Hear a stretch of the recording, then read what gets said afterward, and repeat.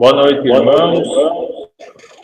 Boa noite, irmã Daniela Preste, Pedro Sampaio e a Sueli da Silva, demais irmãos que estão assistindo esse hangout.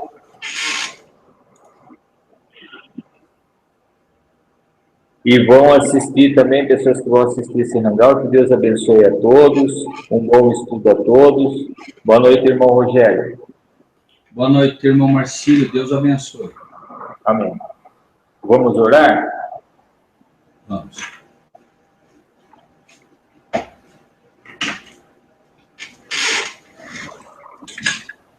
O irmão ora, certo, irmão Marcílio? Ore sim.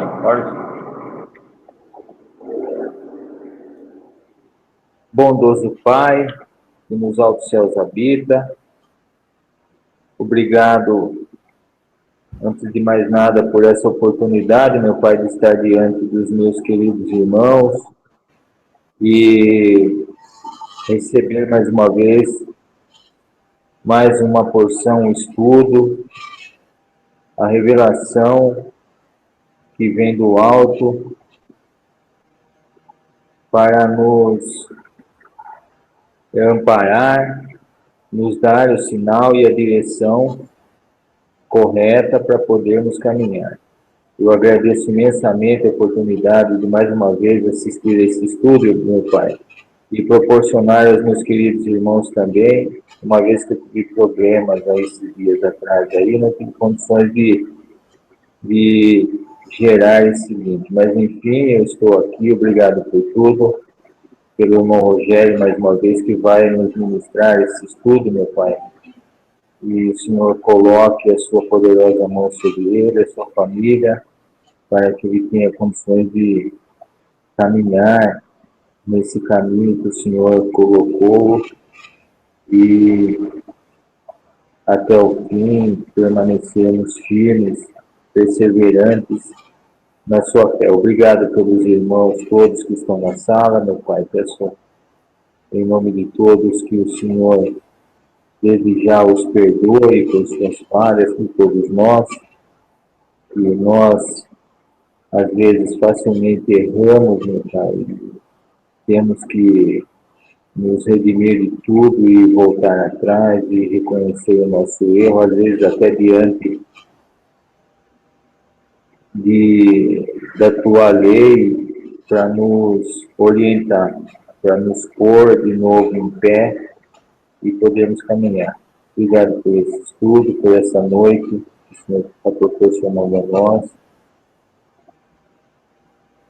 E peço ao Senhor que nos acompanhe até o final e dê, no final do estudo, um bom descanso, uma boa noite a todos. Obrigado por tudo. Eu agradeço em nome do teu Filho amado, Jesus Cristo. Amém. Amém. Irmão. Graça e paz da parte de Deus, o Pai, de nosso Senhor Jesus Cristo. Hoje nós estaremos fazendo um estudo que eu tenho um outro estudo preparado, que quero compartilhar com os irmãos, mas esse estudo depende de uma série de imagens, tentando programar fazendo ele usando o PowerPoint conjuntamente. Eu não sei como se faz isso com áreas ainda, mas creio que Deus estará direcionando. O estudo de hoje, ele nasce de uma necessidade que eu creio que ontem, uma irmã entrou em contato comigo e eu senti que ela estava bastante triste e ela acabou, embora eu não conheça ela pessoalmente, ela acabou confessando para mim. Ela aceitou por esses dias aí, esses tempos, essa doutrina que está vindo aí do sábado lunar, e em função disso ela teve uma série de problemas em casa. Ela acreditava que esse problema era gerado por ela estar aceitando uma verdade. Ela guardava o sábado semanal e, enfim, o inimigo destroçou a família dela, fez uma confusão danada. Finalmente ela conseguiu ver que estava errado, estudando a Bíblia por ela mesma, uma vez que houve muito problema na família. Mas em função disso, talvez até pela pressão que ela possa ter exercido em cima do marido e de outros, O marido hoje está bastante reticente, está assim, bastante arredio com ela, e não está nem morando com ela, e ela acabou confessando isso para mim, e eu tentei mostrar a ela, né, que nós somos suscetíveis de erro e tudo mais, porém, eu tenho visto que não só essa doutrina, mas outras doutrinas têm entrado no seio da igreja, da verdadeira igreja de Deus, e acredito que nós temos que estar preparados. Nós não temos ideia do que vem pela frente. Hoje é sábado lunar, é a natureza pré-lapsariana de Cristo, a questão aí da trindade, que já nem é mais uma questão que a gente deveria mexer, mas a questão da divindade de Cristo ainda assim, o nome Yehoshua vindo com força também no meio desse povo, e muitas outras doutrinas que certamente o inimigo tem preparado já para jogar no nosso meio. E não nos enganemos, irmãos, se nós não estudarmos profundamente a palavra de Deus e aceitarmos uma frase que nós temos usado muito aqui, se nós não prestarmos atenção e não fizermos dessa frase uma frase que nos norteie, que nos cuide, que nos guarde, irmãos, nós vamos acabar caindo. A frase que nós temos usado muito aqui é: quem é o servo fiel e prudente a quem o Senhor constituiu sobre a sua casa para dar o sustento ao seu tempo. Nunca é demais lembrar, irmãos, fidelidade e prudência. Surgiu uma nova doutrina. Estude, irmão, estude, busque com pessoas que você acredita que estudam bem a palavra de Deus, pessoas com experiência nas doutrinas, conversem com eles, não aceitem de bate-pronto, mesmo quando vocês imaginarem que está tudo certo a doutrina que se apresenta a vocês, estudem novamente tudo do zero, ponto por ponto, porque, irmãos, é muito perigoso o que está vindo por aí. E hoje, irmãos, não adianta nós, inclusive, sabermos dos sinais, sabermos do que está acontecendo, se nós não estivermos preparados. Lembrem-se, amados irmãos e irmãs, os 144 mil, que é esse grupo especial que Deus quer formar hoje, a pura igreja de Cristo, o remanescente, aqueles que realmente manifestarão o caráter de Cristo na terra. Esse grupo, irmãos, dos 144 mil, é um grupo que não tem engano na sua boca. Apocalipse 14, irmãos, ele é bem claro. Apocalipse 14, o versículo 4 diz: estes são os que não estão contaminados com mulheres, porque são virgens. Espiritualmente são virgens, não aceitam doutrinas de igrejas, eles aceitam o que está escrito. Se a igreja ensina e está escrito, eles dizem amém. Se a igreja ensina e não está escrito, eles não aceitam. E mais, irmãos, o inimigo tem usado umas armas hoje um pouco diferentes. No passado, o inimigo levava para a tortura e queimava aqueles que não aceitavam os dogmas da igreja católica na época. Hoje, as igrejas todas estão assumindo o vinho de Babilônia. Todas as igrejas, sem exceção, instituições grandes hoje, têm o vinho de Babilônia no seu seio, têm oferecido esse vinho às pessoas, as pessoas têm sido embriagadas por esse vinho, e nunca foi tão importante estudar a palavra de Deus, e principalmente a condição da igreja de hoje. Então, hoje nós vamos estar estudando, né, o nome é exatamente esse, ninguém vos engane, né? Vamos, aqueles que gostam de acompanhar na Bíblia, abram as suas Bíblias no capítulo 2 de Colossenses, e vamos ver o que a palavra de Deus nos reserva hoje, estudando sempre com muito critério, com muito cuidado, versículo a versículo, comparando um com o outro, sendo de fato aquilo que Deus quer que sejamos, especialistas na palavra de Deus. Ele promete dar sabedoria àqueles que não têm. Então, todos nós temos, né, condições de poder receber de Deus e receber, né, as coisas que Deus tem preparado para o seu povo, mas nunca nos esquecermos que a ordem agora é fidelidade àquilo que você já tem como luz, fidelidade, repito, àquilo que você já tem como luz, que você sabe que está ancorado pela Bíblia, e esse é o grande desafio. Não é fidelidade ao que você aprendeu da igreja, é fidelidade ao que você aprendeu na Bíblia, fidelidade à Bíblia, fidelidade à pura palavra de Deus e prudência, irmãos. Prudência, porque o inimigo sabe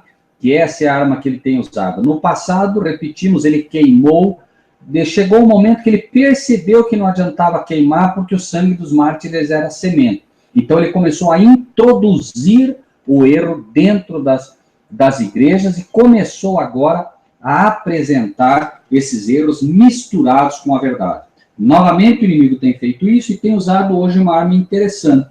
Quando você percebe algo errado na tua igreja, no passado muitos de nós fomos expulsos das igrejas porque vimos coisas erradas à luz da Bíblia. Quando colocamos para os pastores, eles finalmente nos expulsaram. E agora eles estão dizendo o seguinte: não, você fique na igreja, você só não pregue isso. Então, se você descobriu, por exemplo, que a Trindade é um erro, fica dentro da igreja, só não pregue. Mas não é o que Deus diz. Deus não diz, fica na igreja, só não pregue.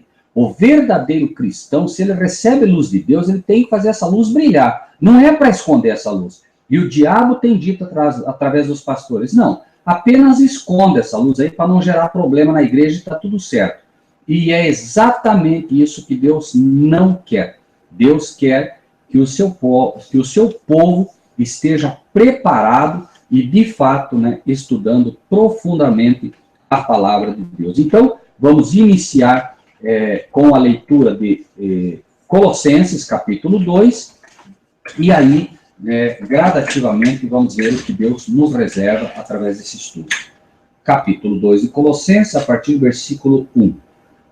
Porque quero que saibais quão grande combate tenho por vós e pelos que estão em Laodiceia, e por quantos não viram meu rosto em carne, para que os seus corações sejam consolados, estejam unidos em caridade, enriquecidos da plenitude da inteligência, para conhecimento do mistério de Deus, Cristo, em quem estão escondidos todos os tesouros da sabedoria e da ciência. E digo isto para que ninguém vos engane com palavras persuasivas, porque ainda que esteja ausente quanto ao corpo, contudo em espírito estou convosco, regozijando-me e vendo a vossa ordem e a firmeza da vossa fé em Cristo. Como, pois, recebestes o Senhor Jesus Cristo, assim andai nele, arraigados e edificados nele, confirmados na fé, assim como fostes ensinados, crescendo em ação de graças. Tendo cuidado para que ninguém vos faça presa sua, por meio de filosofias e vãs sutilezas, segundo a tradição dos homens, segundo os rudimentos do mundo, e não segundo Cristo, porque nele habita corporalmente toda a plenitude da divindade, e estáis perfeito nele, que é a cabeça de todo principado e potestade, no qual também estáis circuncidados com a circuncisão não feita por mão no despojo do corpo da carne, a circuncisão de Cristo, sepultados com ele no batismo, nele também ressuscitastes pela fé no poder de Deus, que o ressuscitou dos mortos. E quando vós estáveis mortos nas pecados e na incircuncisão da vossa carne, vos vivificou juntamente com ele, perdoando-vos todas as ofensas, havendo riscado a cédula que era contra nós nas suas ordenanças, a qual de alguma maneira nos era contrária, e atirou do meio de nós, cravando-a na cruz. E despojando os principados e potestades, os expôs publicamente e deles triunfou em si mesmo. Portanto, ninguém vos julgue pelo comer ou pelo beber, ou por causa dos dias de festa, ou da lua nova, ou dos sábados, que são sombras das coisas futuras, mas o corpo é de Cristo. Ninguém vos domine a seu bel prazer, com pretexto de humildade e culto dos anjos, metendo-se em coisas que não viu, estando de balde inchado na sua carnal compreensão, e não ligado à cabeça, da qual todo o corpo, provido e organizado pelas juntas ligaduras, vai crescendo em aumento de Deus. Se, pois, estáis mortos com Cristo quanto aos rudimentos do mundo, por que vos carregam ainda de ordenanças como se vivesseis no mundo, tais como não toques, não provas, não manuseis, as quais coisas todas perecem pelo uso, segundo os preceitos e doutrinas dos homens, as quais têm, na verdade, alguma aparência de sabedoria, em devoção voluntária, humildade e em disciplina do corpo, mas não são de valor algum, senão para a satisfação da carne. O apóstolo abre o segundo capítulo, claro que o capítulo a divisão por capítulos não é inspirada, mas a gente usa, né, uma vez que ele está trazendo um outro assunto. Ele diz, porque quero que saibais quão grande combate tenho por vós e pelos que estão em Laodiceia, e por quantos não viram o meu rosto em carne. Aqui, um dos grandes erros que se comete quando se estuda a palavra de Deus é, bom, inicia-se com a história deste assunto, né, nas igrejas, os pastores iniciam com a história do assunto, e dizem o seguinte, né, isso aqui Paulo disse para os colossenses, porque isso, porque aquilo, porque aquele outro. Irmãos, irmãs, na verdade, o que Paulo está falando para nós. Primeiro, porque não é Paulo falando, é Cristo falando através de Paulo. A inspiração vem a Paulo, Deus está falando, e aqui, no caso, Paulo está falando a nós nos dias de hoje. E nós, isso é, na verdade, sempre a verdade presente. Tomar os ensinos que estão ali e tomarmos para nós. E note que interessante isso aqui. Porque quero que saibam quão grande combate tenho por vós, os que estão, né, na situação colossense, na condição de Colossos, e também pelos que estão em Laodiceia. Vamos para o livro de Apocalipse 3 para ver a condição de Laodiceia, basicamente, para a gente entender por que ele diz pelos que estão em Laodiceia, nesse combate também. É dito. Ao anjo, capítulo 3, versículo 14. Ao anjo da igreja que está em Laodiceia, escreve, isto diz o Amém, a testemunha fiel e verdadeira, o princípio da criação de Deus. E ele começa agora a mostrar como está a condição dessa igreja, e a condição da igreja de um modo geral, hoje é a condição de Laodiceia, e ele diz, rico sou, estou enriquecido, de nada tendo falta, não sabes que és um desgraçado, miserável, pobre, cego e nu. A igreja de hoje, membros das igrejas de hoje, as igrejas na sua totalidade de hoje, estão numa posição laodiceana. Ele pertence a uma igreja, rico sou, estou enriquecido, de nada tendo falta. Você tenta mostrar a ele uma verdade bíblica, e ele, não, eu já tenho a minha igreja, eu já tenho o meu pastor, e ele não quer saber de coisas que Deus pode estar revelando hoje. A verdade presente não tem valor para a esmagadora maioria das igrejas que estão por aqui. Eles não têm nem ideia do que é a verdade presente hoje, aquela mesmo que Jesus disse, quem é o servo fiel e prudente é quem o Senhor constituiu para dar o sustento ao seu tempo. Então, estuda-se a Bíblia, né, colocando uma aplicação passada, quando ela deveria ser aplicada para o presente, e a lição se perde exatamente porque a verdade presente é jogada por terra. Rico sou, estou enriquecido, não tenho falta de nada, não sabes que és um desgraçado. Esse desgraçado não é o desgraçado no sentido pejorativo que se conhece o termo desgraçado. É alguém que está isento da graça de Cristo. Ele diz, nós estamos na graça, vocês estão na lei. Ele não tem ideia do que é a graça. A palavra de Deus está dizendo que essas pessoas estão sem a graça de Cristo, porque o favor imerecido de Cristo, ele é pautado em ter a Cristo não só como Salvador, mas ter também a Cristo como nosso exemplo. A graça não vem para te livrar pura e simplesmente do pecado. A graça te livra do pecado e de pecar também. A graça tem duas funções. Cristo é nosso Salvador e é nosso exemplo. As pessoas, na sua grande maioria, os cristãos de hoje, querem Cristo como seu Senhor, querem Cristo como seu Salvador, mas não querem Ele como seu Senhor. O Senhor, que é o Rei, Ele tem um reino, que é o reino da graça. Esse reino da graça vive sobre as leis do Pai, sobre as leis de Deus. O reino da glória, que é aquele que virá um dia, também será sempre constituído pela lei de Deus, esse reino que obedece a tudo aquilo que vem da boca do Senhor, e, infelizmente, né, a retórica é desgraçado, miserável, pobre, cego e nu. Pobre em entendimento da palavra, miserável espiritualmente, pensa que está muito bem espiritualmente e é um miserável, porque não sabe como está, cego completamente, né? Imagina que está numa condição muito boa, falta o colírio do Espírito Santo para que possa discernir, e o Espírito Santo é simples a obra que ele faz no coração humano. O Espírito de Deus convence do pecado, da justiça e do juízo. Então, é completamente isento do Espírito de Deus aquele que não consegue ver que está transgredindo a lei de Deus. Porque o pecado é a transgressão da lei. Se não há lei, se a lei não está em vigor, também não há pecado. Porque a Bíblia diz claramente que o pecado é a transgressão da lei. Esta é a condição da igreja de hoje, que se diz rica, enriquecida, de nada tendo falta, e não sabe que é miserável, pobre, cega e nua. O conselho para esta igreja é simples. Deus mostra claramente o que ela precisa.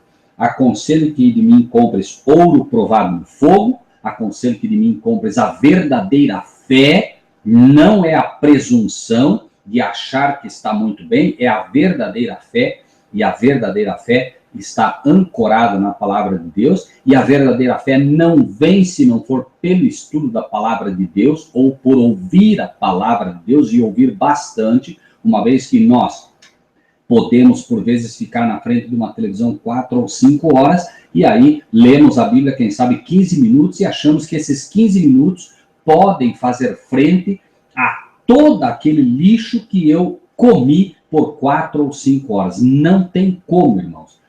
Nós alimentamos sempre ou o cordeiro, e ele se alimenta das coisas de Deus, da verdadeira palavra de Deus, ou alimentamos o lobo, e o lobo se alimenta do lixo do mundo. Se eu me alimentei com o lixo do mundo, eu fortaleci o lobo. No momento em que agora eu tenho que lutar contra o pecado, o lobo está mais forte e vai vencer. Não tenho dúvida disso. Então, o conselho é que compres ouro provado no fogo, que é a fé, para que tenha riquezas, vestiduras brancas, que é a justiça de Cristo, para que você possa entender qual é a verdadeira graça que Cristo oferece.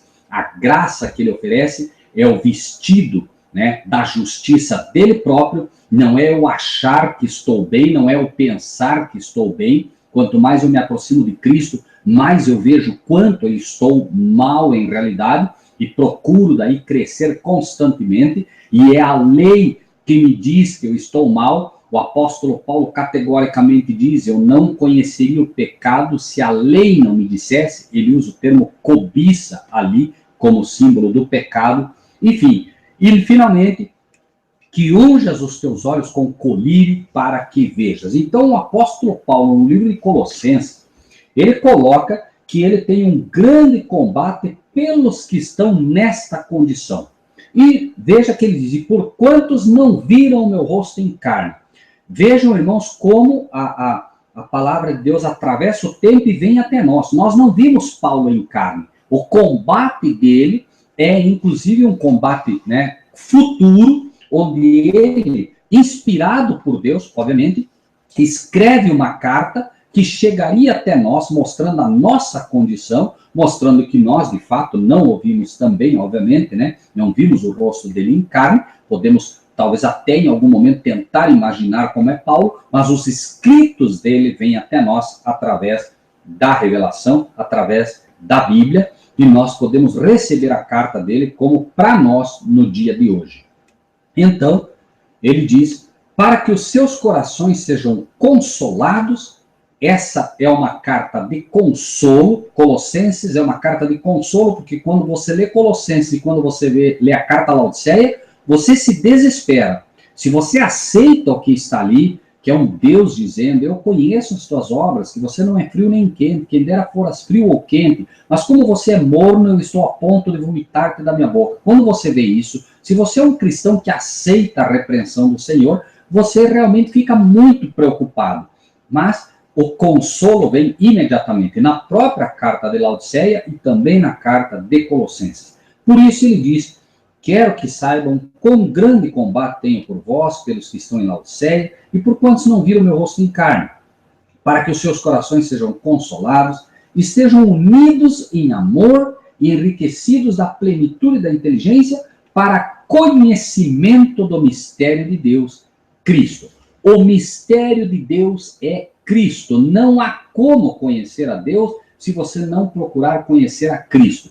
Muitas vezes as pessoas me perguntam, Rogério, mas é impressionante, porque eu leio o Velho Testamento e eu vejo um Deus que mandava matar, um Deus que fazia isso, um Deus que fazia aquilo. Irmãos, quer conhecer a Deus, veja Cristo.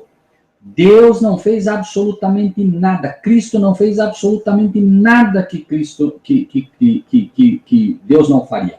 Sempre, irmãos, nós vemos o amor de Deus revelado em Cristo Jesus. E muitas pessoas dizem, não, mas Cristo é mais bonzinho, Deus parece que era mais duro, era mais... Irmãos, todo o Velho Testamento é uma revelação do amor de Deus. Mesmo quando Satanás é expulso do céu, é expulso como um ato de misericórdia por aqueles que ficavam. É como se você tivesse um câncer mortal e agora o médico dissesse, olha, você tem que escolher entre a tua vida e o teu braço. Você não tem mais condições, o teu braço vai acabar contaminando todo o teu corpo.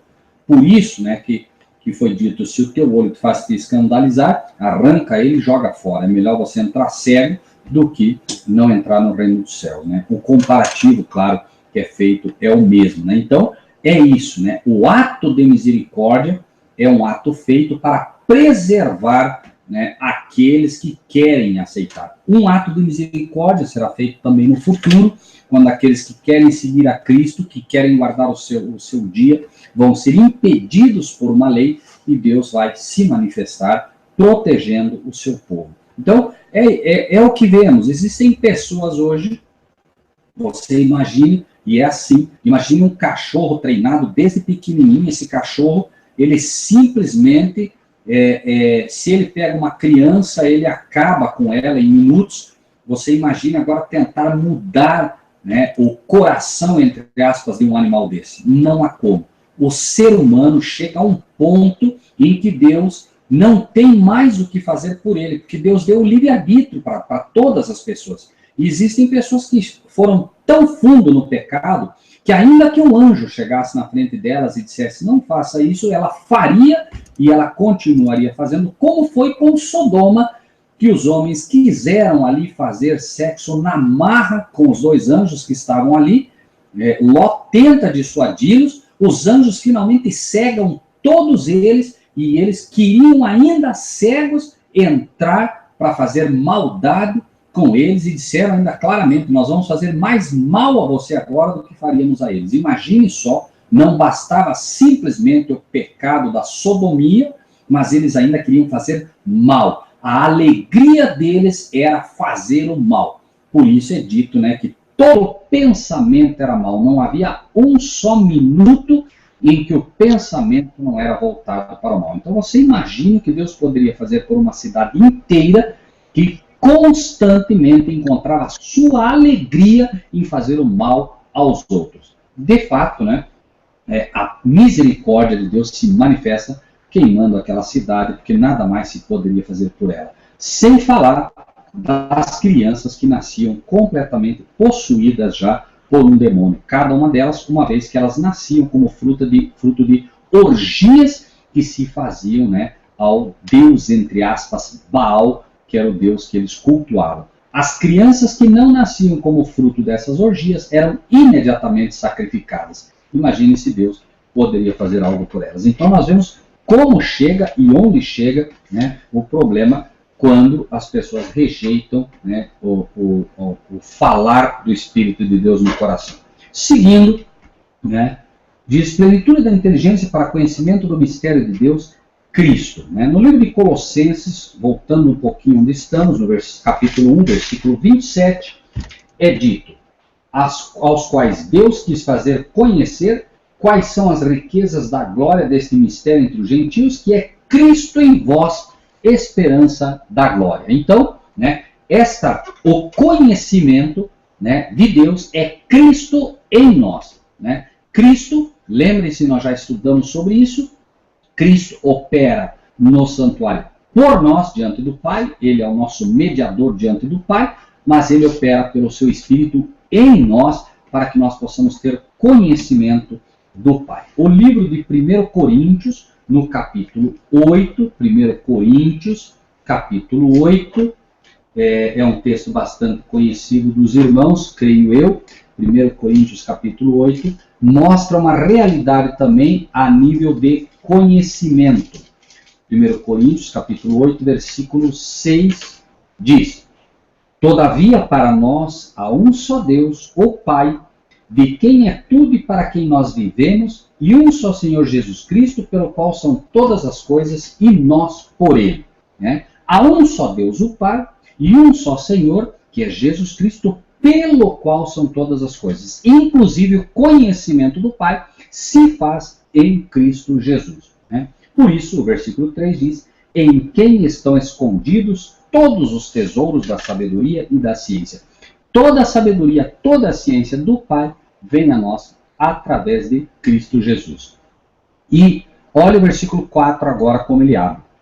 E eu digo isto para que ninguém vos engane com palavras persuasivas. Então, as palavras, as doutrinas que virão, serão palavras e doutrinas persuasivas, irmãos. Não é qualquer coisa.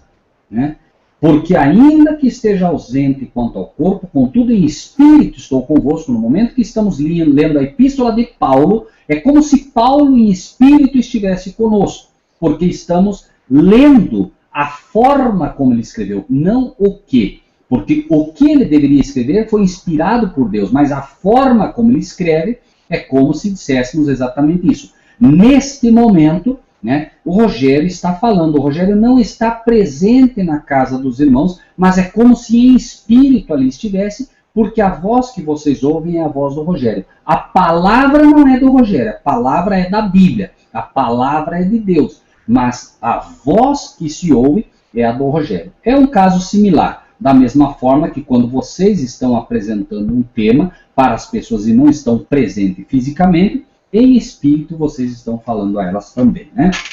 Contudo, ele, em espírito estou convosco, regozijando-me e vendo a vossa ordem e a firmeza da vossa fé em Cristo. Como, pois, recebestes o Senhor Jesus Cristo, assim também andai nele. Então, aqui é exatamente o antídoto para esta chamada graça barata que se vende nas igrejas hoje. Ele está dizendo, do jeito que você recebeu a Jesus como teu Salvador, ande nele também. Ou seja, tome-o como exemplo também. Da forma que ele andou, ande também. Não fique pura e simplesmente na questão dele como teu Salvador. Ele é o teu Senhor, ele é o teu exemplo. O que ele fez, você deve procurar fazer também. Como, pois, recebeste o Senhor Jesus Cristo, assim também andai nele, arraigados e edificados nele, confirmados na fé, assim como fostes ensinados, crescendo em ação de graça. Claro que o problema dos colossenses é que eles receberam, todos os ensinos que deveriam, aqueles que haviam aprendido de Cristo, aqueles que haviam aprendido do próprio Paulo, mas eles estavam se voltando para as questões do mundo. E aí, assim como nós, que recebemos a Cristo, tivemos aquele primeiro amor, mas devagarinho, gradativamente, começamos, como os laodicenses também, a ficar mornos. Aquecidos quando recebemos a Cristo, com aquele desejo de pregar, com o desejo de fazer a vontade de Deus, passa o tempo e começa a esfriar, começa a ficar morno. E ele diz, tende cuidado, porque nesta situação é que vem o perigo. Quando estamos nesta situação, quando estamos mornos, quando não estamos estudando, quando não estamos orando, quando não estamos buscando de fato, tende cuidado para que ninguém vos faça presa sua por meio de filosofias e vãs sutilezas. Irmãos, a sutileza com que vem o sábado lunar, a sutileza com que vem Yehoshua, os textos bíblicos que se apresentam, não é fácil desmistificar, irmãos. Você entra num estudo desse e muita coisa é aparentemente ouro. E não é. Finalmente, vai se perceber que era, que o brilho que emanava dele não era de fato brilho real, não era ouro. Mas até lá, o estrago normalmente é feito de forma muito grande. Portanto, tende cuidado para que ninguém vos faça presa sua por meio de filosofias e vãs sutilezas, segundo a tradição dos homens, segundo os rudimentos do mundo e não segundo Cristo. Os rudimentos aqui apresentados são os mesmos rudimentos do mundo. Passa o tempo e você percebe que aquelas pessoas, no momento em que você começa a questionar, elas mostram a quem pertencem, elas mostram que são mundanas, e a gente percebe isso com várias pessoas que acabaram entrando nesse problema. Quando tentaram sair, foram taxadas, foram caluniadas, foram chamadas de uma série de nomes que nem é o caso. Mostrou-se finalmente que espírito é que os dominava, um espírito de fato mundano. É claro que não estamos generalizando, estamos apenas mostrando que os rudimentos que se apresentam para esse tipo de ensino é sempre os rudimentos do mundo e não a Bíblia e somente a Bíblia. Normalmente nós encontramos uma série de rudimentos mundanos, de forma de estudo que não é a forma bíblica, regra sobre regra, um pouco aqui, um pouco ali, não é dessa forma que se estuda, enfim, né, o engano vem mesmo. Né? Versículo 9, segundo a tradição dos homens, segundo os rudimentos do mundo e não segundo Cristo, porque nele habita corporalmente toda a plenitude da divindade. O livro de Colossenses também mostra uma questão aqui que está sendo hoje muito combatida. Em Cristo habita, tem que prestar muita atenção nisso, em Cristo habita corporalmente toda a plenitude da divindade. E aí as pessoas já dizem, os pastores dizem, está vendo? Em Cristo habita toda a plenitude da divindade, porque ele é Deus. Irmãos, isso, olha, habitar corporalmente a plenitude da divindade não quer dizer que é Deus. Se, por exemplo, no Marcílio habita corporalmente toda a plenitude de um engenheiro, isso não quer dizer que ele é um engenheiro. Ele pode ter todas as características de um engenheiro e não ser um engenheiro. Como isso? Exatamente assim. Um engenheiro, ele é um engenheiro quando ele foi habilitado como tal, quando ele estudou como tal, quando ele tem o diploma como tal. E estamos falando de uma coisa do mundo, quanto mais uma coisa, né, que pertence às coisas de Deus. É preciso entender que, de fato, em Cristo habita corporalmente toda a plenitude da divindade. Somente em Cristo a plenitude da divindade pode habitar. A divindade pode habitar em você. A divindade pode habitar em mim. No momento em que você tem a palavra de Deus no teu coração, há algo de divino em você. No momento que você permite que o Espírito Santo de Deus habite em você, há algo de divino em você. Mas não a plenitude da divindade. Nos anjos habita a divindade, mas não a plenitude da divindade. Por quê? Porque Deus, pelo seu Espírito, trabalha nos anjos. Deus, pelo seu Espírito, trabalha no ser humano. Mas só em Cristo a plenitude da divindade pôde habitar. Ou seja, Cristo recebia 100% de luz e calor do Pai e 100% saía dele. Nós recebemos 100% da luz do Pai, poderíamos receber 100% da luz do Pai, mas jamais sairia esse 100%, porque somos um conduto completamente poluído. Cristo é, de fato, aquele em quem corporalmente habita toda a plenitude da divindade. Nenhum anjo poderia dar um exemplo do próprio Pai entre nós.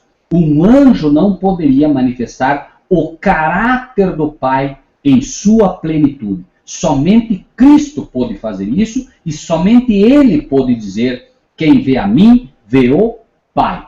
Quem via a Cristo não via um Deus nele. Quem via a Cristo via o próprio Pai nele, porém no caráter, nunca na forma. Bem entendido. Cristo, diz a palavra de Deus, em Jesus, não havia parecer nem formosura. Não era beleza na forma, mas sim no caráter. Aí é que estava habitando naquele templo humano a plenitude da divindade, a plenitude do Pai habitando nele. Versículo 10, e estáis perfeitos nele, que é a cabeça de todo principado e potestade.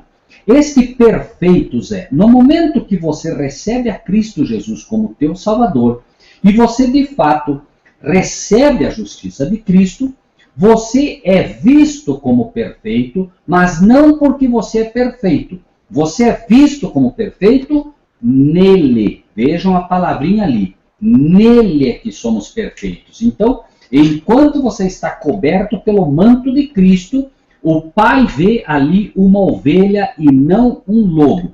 Você pode ter as características de um lobo, você pode ter de fato o corpo de um lobo, você pode ter o braço, entre aspas, de um lobo, tudo de um lobo no que diz respeito à forma, à natureza e tudo mais. Mas a mente que você tem agora é a mente de uma ovelha. A mente tem que ser de fato a mente de uma ovelha e o caráter tem que ser o caráter de uma ovelha. Você deve pensar como uma ovelha. Você deve pensar como uma ovelha que não briga com as suas irmãzinhas. Você não deve pensar como um lobo que briga com seus irmãos. Você deve pensar como uma ovelha que não encontra alegria nenhuma em uivar para a lua.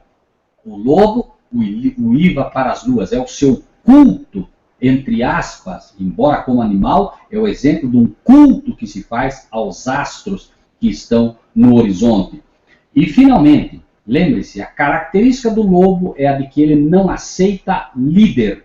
O lobo, ele simplesmente no momento em que o líder da matilha, por algum momento, não consegue encontrar alimento, imediatamente ele é sacrificado. O lobo não tem paciência para aceitar um líder. Nós temos que ter um líder, que é Cristo Jesus. Um líder, não dois, não três. Um, que é Cristo Jesus. Ele é o nosso líder, porque ele é o nosso Senhor, tendo nos comprado com o seu sangue. Diz o texto, no qual também estáis circuncidados, com a circuncisão não feita por mão no despojo do corpo da carne, a circuncisão de Cristo. Qual é a circuncisão de Cristo? A circuncisão de Cristo é o batismo no Espírito, este que substituiu a circuncisão da carne. Circuncidava-se no passado os filhos como um exemplo do novo nascimento. Por isso eram circuncidados no 8º dia. Era um símbolo do renascimento. Era um símbolo da ressurreição. Ou seja, nasceram carnais e agora são gerados como filhos espirituais. Assim como nós que nascemos da vontade da carne, da vontade dos nossos pais, mas um dia aceitamos a Cristo e morremos com Ele no batismo e ressuscitamos pela fé. Pela fé nós ressuscitamos no poder de Deus. Ressuscitamos, olhamos para nós, nosso corpo continua igualzinho, mas pela fé devemos crer que a nossa mente foi mudada agora. Pela fé devemos entender que, embora nosso corpo ainda seja o corpo de um lobo, nós agora temos a mente de uma ovelha. Nós temos que pensar como uma ovelha e, como falamos, lidar como uma ovelha. Também ressuscitastes pela fé no poder de Deus, que o ressuscitou dos mortos. E quando vós estáveis mortos nos pecados, irmãos, pensem nisso. Nós estávamos mortos espiritualmente e na incircuncisão da nossa carne, ou seja, alienados do Espírito de Deus, mas Ele nos vivificou pelo seu Espírito, juntamente com Ele, perdoando-nos todas as ofensas. E o 14, e daqui começa a gerar confusão naqueles que não estudam com cuidado essa epístola. Havendo riscado a cédula, que era contra nós nas suas ordenanças, a qual de alguma maneira nos era contrária, e tirou do meio de nós, cravando-a na cruz. Vamos prestar atenção nisso. Havendo riscado a cédula que era contra nós nas suas ordenanças. No momento em que Adão pecou, Adão agora assinou uma promissória de débito para o inimigo. Ele agora fica em débito com o inimigo, porque ele veja, aquele de quem você é vencido, você passa a ser escravo. Então agora, ele, Adão, tinha um débito ele teria que forçosamente servir ao inimigo, porque foi escravizado por ele, não porque queria, mas porque foi escravizado, como uma promissória que você assume e tem que pagar. Lembre-se daquele que devia 10 mil talentos, foi comparado com o pecado, e nós também agora temos este pecado, nós herdamos de Adão essa dívida ela nos condena, mas chega um momento em que Cristo risca essa cédula de dívida, e como? Por quê? Porque ela era contra nós nas suas ordenanças. A alma que pecar certamente morrerá. Esta era uma ordem divina. Nós pecamos e temos que morrer. Mas esta ordenança foi riscada como cédula e diz que a qual de alguma maneira nos era contrária e a tirou do meio de nós, cravando-a na cruz. Cristo não cravou na cruz a lei. Em nenhum momento diz aqui que ele cravou a lei na cruz. É preciso entender aqui o texto, e não só isso.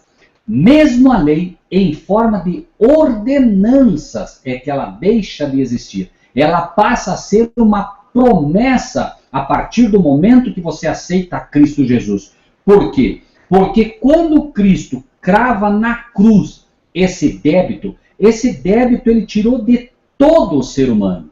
Nenhum ser humano mais deve ao inimigo. Nós devemos a Cristo agora, porque ele pagou a dívida. E ele oferece gratuitamente a nós agora, não só a liberdade dessa dívida, mas também a liberdade do próprio pecado. Porém, é preciso entender também que ao cravar na cruz essa dívida, ela só vai de fato ter efeito sobre mim, ou seja, eu só vou tomar o crédito agora disso, a partir do momento que eu aceito aquele sacrifício por mim. Eu preciso aceitar a Cristo como meu Salvador, porque embora a dívida esteja paga, está paga nele. O Pai disse a ele: a minha justiça está satisfeita. Mas a justiça do Pai está satisfeita nele, repetimos. Então, é como se você chegasse até o Pai um dia e dissesse: Pai, eu quero entrar no céu. E alguém lhe dissesse: por quê? Não, porque eu creio ter direito. Que direito você tem? Não, porque a cédula já foi paga. Peraí, mas quem pagou a cédula? Quem pagou foi Cristo Jesus. Bom, então, a questão agora é: Senhor Jesus, está aqui na porta tal pessoa. Ele diz que a dívida foi paga. Sim, mas ele não aceitou a dívida que eu paguei para ele. Ele não pode pagar a dívida por ele próprio. Ele tem que tomar posse disso hoje. É hoje o momento. É o momento em que você aceita Cristo como teu Salvador, confessa os teus pecados, confessa que de fato você tinha aquela dívida e imediatamente, sem arrependimento, não há remissão, sem arrependimento não há a confissão do pecado. Por quê? O arrependimento é um dom de Deus, diz a palavra de Deus. E você, quando se arrepende, imediatamente o perdão te é concedido. Você não pode se confessar sem primeiro receber o arrependimento, que é um dom de Deus, e você não pode ser perdoado se primeiro você não confessa o teu pecado. Tudo que Deus pede é que haja a confissão. Tudo que é necessário é isso, que você reconheça que é um pecador, porque Jesus disse: eu vim para buscar os pecadores. Né? Os pecadores são todos. A diferença é que alguns reconhecem e outros não. A questão também sobre a lei é preciso entender que Cristo não cravou a lei na cruz. Ele cravou a cédula, que era em forma de ordenanças. Ou seja, né, ele atira do meio de nós, cravando na cruz, as ordenanças. Por quê?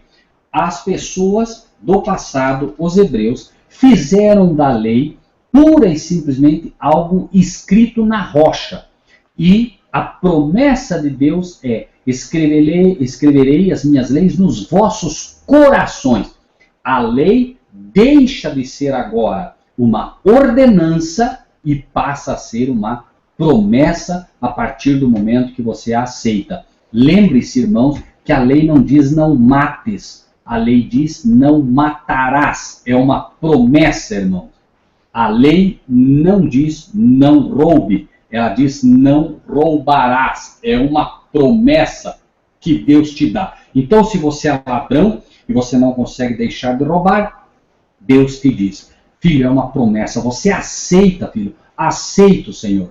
Eu sei que você não tem força, filho, mas você aceita? Aceita. Então, eu vou escrever no teu coração. E no momento que a pessoa deixa de roubar, é porque a lei agora já está escrita no coração dela. Porque não é porque ela deixou de roubar, ela não deixa de roubar. Foi Deus quem lhe deu a vitória. A lei escrita no coração. E o apóstolo Paulo mostra isso claramente. Eu não conheceria a cobiça se a lei não me dissesse. Se a lei não dissesse para Paulo que ele era um cobiçoso, ele teria morrido como um cobiçoso. Porque a lei disse um dia, Paulo, você é um cobiçoso. Ou seja, você rouba, Paulo. Você tem a cobiça no coração, você deseja as coisas dos outros e isso não pode ser assim. E ele percebe que ele era assim e finalmente ele se entrega. Né?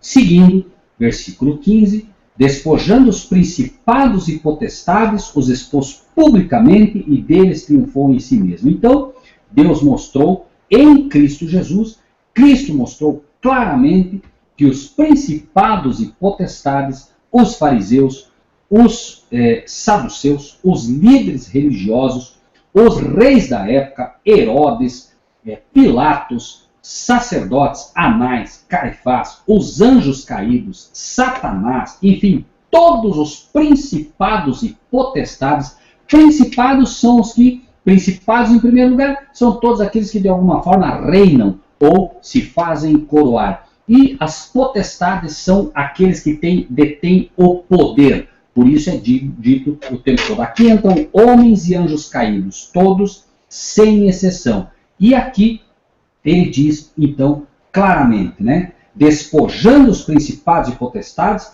Jesus triunfou sobre todos eles, não se deixou levar por pastores, não se deixou levar pelos sacerdotes, não se deixou levar pelos sumos sacerdotes, foi crucificado, não permitiu que o inimigo vencesse ele em um só segundo, não foi levado por nenhum anjo caído, venceu a todos e expôs publicamente todos eles, triunfando sobre todos eles. Pecado e pecadores, ele venceu a todos. E, finalmente, e aqui vem, irmão, o texto crasso de Colossenses, que é uma arma na mão dos que não querem guardar o sábado.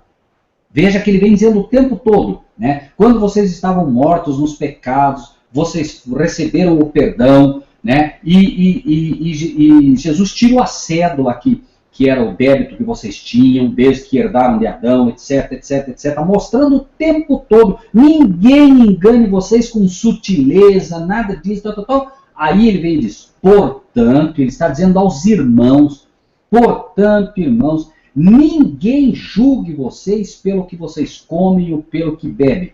Ah, não, mas o irmão Marcílio bebe refrigerante. Ah, não, mas o outro irmão ele bebe não sei o quê. Ah, o outro irmão bebe... Nós não estamos aqui para julgar. Ele bebe vinho, ele bebe pinga, ele bebe... Nós não estamos ainda... Não está dizendo aqui o que está certo e o que está errado, irmãos. Está dizendo apenas um ponto que a gente não pode esquecer. Ninguém vos julgue pelo comer ou pelo beber, ou por causa dos dias de festa. Você guarda a festa dos tabernáculos? Amém. Você não guarda? Amém. Ninguém te julgue por isso. Ah, você come carne ainda? Ah, você não come carne? Ninguém te julgue. É disso que está sendo falado. Ou da lua nova. Você guarda as festas da lua nova? Amém. Que bom. Você já entendeu isso? Ótimo.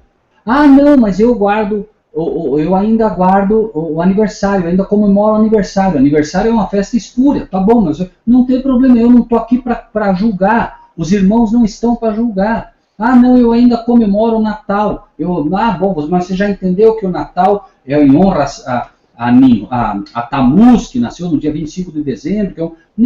Pois é, eu já ouvi, mas na minha família é difícil. Ninguém te julgue por isso, meu irmão.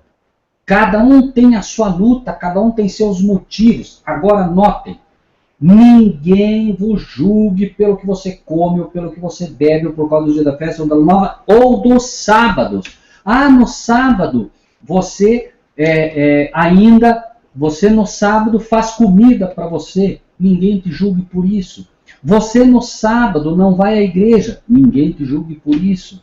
Você no sábado prefere ir no zoológico ver os animais, ninguém te julgue por isso. No sábado você prefere, em vez de ir no culto, levar a família para passear, ninguém te julgue por isso. Você já tem quem te julgue. Quem vai te julgar é o Pai através de Cristo Jesus. Ele é o único que tem o direito de julgar. O que eu posso, como um irmão, é adverti-lo. Dizer, olha, irmão, me parece, né, considere com cuidado, me parece que, de fato, não é bom que se faça isso no sábado. Ah, você foi lá no mercado e todo sábado é o dia que você vai comprar. Irmão, a Bíblia pede que não faça isso. Mas eu não estou aí para te julgar. Essa é a questão. E os irmãos adoram julgar. Lembrem-se, irmãos, que o pecado de Laodiceia é exatamente esse. Laodiceia quer dizer povo do juízo. É disso que se está tratando. O problema é quando eu quero julgar os meus irmãos. E você entra na internet e aí o irmão diz assim, ah não, mas veja, é só vocês observarem no Facebook, onde vocês quiserem. O irmão chega e diz assim, ah não, mas o nome é Roxo, não, mas eu não vejo assim. Ah não, você tem que estudar a Bíblia, você tem que estudar, e começa o julgamento. E já xinga, já briga e discute. Irmãos, vejam, Dan, que quer dizer juízo. Quando os filhos de Jacó vão receber a bênção, Dan é dito claramente, Dan será serpente à beira do caminho. Dan julgará os seus irmãos. E Dan se perde. Se perdeu exatamente porque não ouviu o que ele deveria ter aprendido. E, tanto que você vê no livro de Apocalipse, nas 12 tribos, Dan não está ali. E Judas tinha o mesmíssimo pecado. Quando aquela nossa irmã do passado quebrou um vaso de perfume nos pés do Salvador, ele, Judas, começa a incitar os outros discípulos. Por que não se vendeu isso aí, não se deu dinheiro aos pobres? Imagine só alguém que estava ali extravasando o seu amor, né, colocando um perfume caríssimo, diz a Bíblia que era um perfume de nardo puro, caríssimo, era o que ela tinha, ela unta ali aquele a quem ela ama e alguém consegue olhar e estar ali julgando aquilo que ela fazia como se estivesse fazendo uma boa coisa. Então, a questão aqui de Colossenses 2, irmãos, é julgamento. Nunca esqueçam disso. Lembrem-se ainda, as 6 coisas que o Senhor abomina e uma que ele... as 6 coisas que o Senhor detesta e uma que ele abomina. E o que ele abomina é aquele que faz intriga entre os irmãos. Aquele que se acha juiz dos irmãos. E diz aí o texto, né? Portanto, ninguém vos julgue pelo comer, pelo beber, ou por causa dos dias de festa, ou da lua nova, ou dos sábados. Prestem atenção nisso de novo, irmãos. Que são sombras das coisas futuras, mas o corpo é de Cristo.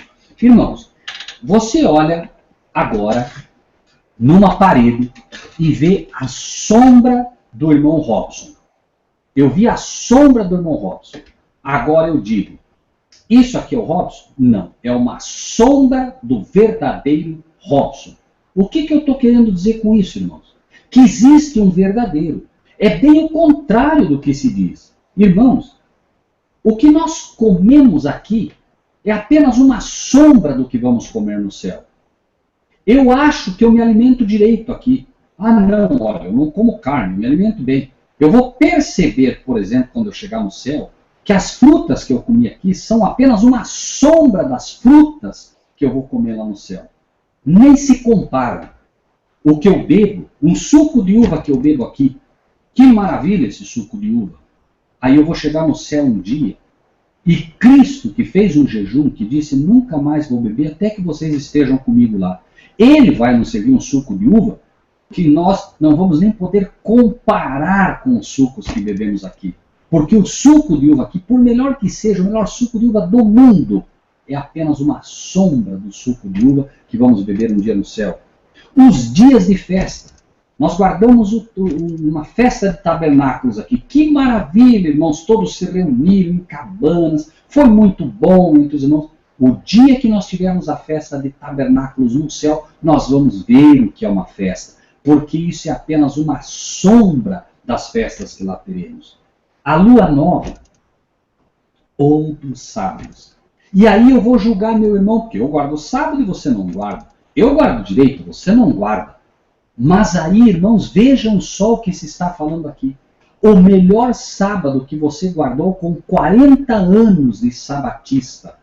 O melhor sábado que você guardou com 40 anos de sabatista é apenas uma sombra do primeiro sábado que você guardar no céu. Porque confesse diante de Deus, e devemos confessar, que nós hoje procuramos guardar o sábado, mas nós não descansamos completamente. Nós estamos preocupados com a nossa salvação, nós estamos preocupados com a segunda-feira e os trabalhos, nós estamos preocupados com a dificuldade, nós estamos preocupados, nós deixamos de negociar, mas a nossa cabeça ainda está com muita coisa do mundo. Porém, lá nós não teremos mais preocupação nenhuma. Nós descansaremos de fato no dia de sábado, porque os sábados que guardamos aqui, o melhor sábado que guardarmos aqui, é apenas uma sombra dos verdadeiros sábados que guardaremos por toda a eternidade com o Senhor. Então, ninguém vos domine a seu bel prazer, com pretexto de humildade, porque de humilde não tem nada, é apenas um pretexto de humildade, culto dos anjos, como se tivesse recebido de um anjo, metendo-se em coisas que não viu, falando de coisas que não sabe, estando de balde inchado na sua carnal compreensão. Aqueles que julgam porque guardamos o sábado são simplesmente porque têm pretexto de humildade e culto dos anjos, metendo-se em coisas que não viu, estando de balde inchado na sua carnal compreensão. E aqui se unem aqueles que nos julgam porque acham que guardam melhor o sábado e aqueles que nos julgam porque simplesmente não guardam o sábado. Na verdade, o que está sendo colocado é exatamente isso. Irmão Marcílio, são 9h43, nós encerraríamos aqui e o próximo estudo encerraríamos do versículo 19 até o versículo 23. Ok, irmão. Maravilhoso. Vamos sim dar continuidade na segunda parte desse capítulo do Colossal. Vamos orar. Uma boa noite para a irmã Etelânia, que está com a gente na sala hoje. Obrigado pela presença, viu, irmão? Fique com Deus. Deus abençoe a irmã aí. Obrigado pela presença aí. Está assistindo o estudo conosco aí na sala. Obrigado a todos os irmãos que estão na sala e todos os irmãos que vão assistir esse estudo também. Deus abençoe a todos. Vamos orar. O irmão, ora, irmão. Pode ser sim, irmão. Amém. Maravilhoso Deus e Pai, nós agradecemos ao Senhor por essa maravilhosa carta de amor que o Senhor nos enviou. Sabemos que ela veio através de Paulo, mas é uma carta tua, o Senhor foi quem inspirou.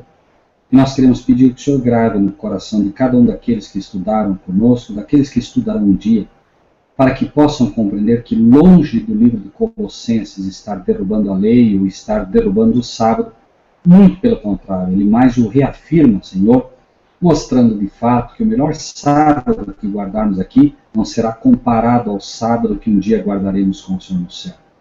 Que a melhor festa de lua nova que pudermos comemorar aqui jamais se comparará à festa de lua nova que comemoraremos lá. Que o melhor alimento que aqui fizermos uso será uma sombra tênue, Senhor, das grandes e maravilhosas frutas que nós encontraremos no céu. E também, Senhor, nós queremos nos alegrar, Senhor, com a promessa e a esperança de que um dia, Senhor, beberemos com Teu Filho, Jesus Cristo, aquele suco que Ele prometeu depois da ceia, que nunca mais beberia, a não ser quando nós lá estivéssemos com Ele.